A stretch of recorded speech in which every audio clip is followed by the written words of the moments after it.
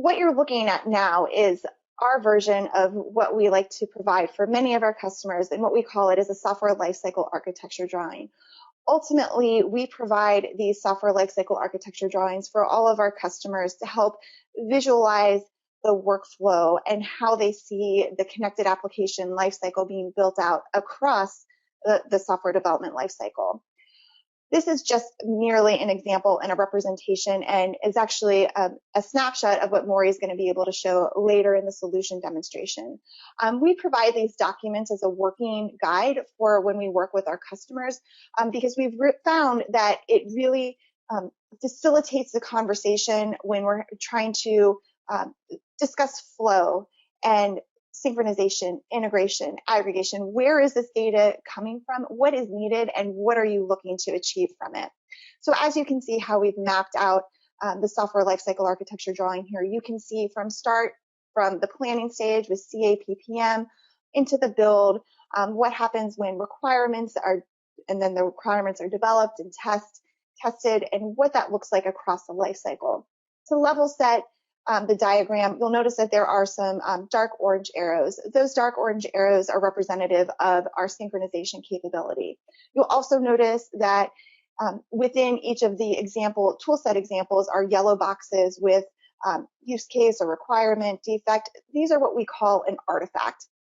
Ultimately, at the core of our synchronization, we are connecting an artifact from one solution to an artifact of another solution. And that once we connect those two artifacts together, that's what Tasktop considers a mapping. So if you hear Maury and I talk about a artifact and or a mapping, that's what we're talking about in Tasktop speak.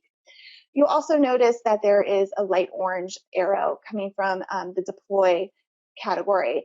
These are common areas that are common tool sets that we've seen customers that are interested in deploying or integrating into other tool sets, other ALM tool sets, because there's event-driven information. There's a variety of tools out there. This, again, is just an example. And you'll also notice that we have the ability to aggregate the data from all of these tool sets so that we can provide better metrics around reporting, analytics, and traceability. And we'll be prepared to show this information, how this process in the solution demonstration. Maury, anything else you want to share before we move on? Yeah, just to reemphasize that for Tasktop and for our partners and our customers, this really is a working document. And the conversations that we typically start with our customers, really, our customer comes to us looking at, I want synchronization between Jira and HPALM, right? Or between Blueprint and HPALM. It really starts out with, I have this very tactical need.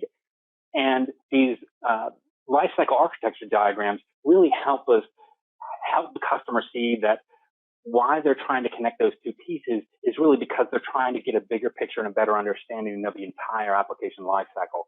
So it's really fun to start with a picture with two, what we call repositories, Jira and ALM, and then just start having the conversation about, well, what do you use for the PMO? Do you have a specific requirements management tool? Do you have a visual requirements management tool like iRise, for example? Do you have detailed agile tools like version 1 or Rally or CA's Agile Central, for example?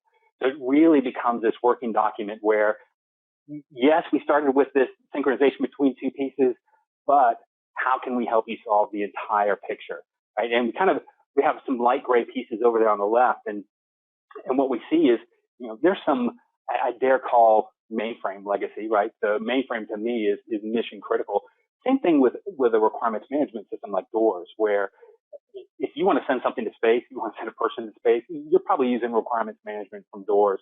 And we see a lot of public sector and federal customers that are using Doors, and how do we integrate that into some of the newer practices like Agile, like Scrum, like Safe, and Tasktop's able to include that as well as focus on quality from the customer point of view, right? From the public's point of view.